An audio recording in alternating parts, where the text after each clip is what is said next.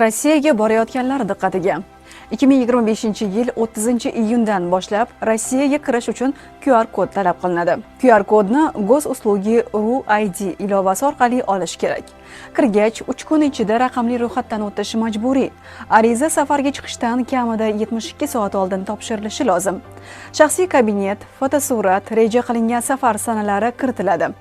Kimlar ozod qilinadi? Belarus fuqarolari, 6 yoshgacha bo'lgan bolalar, vizasi borlar. 6 yoshdan 18 yoshgacha bo'lgan bolalar uchun esa arizani ota-ona topshiradi.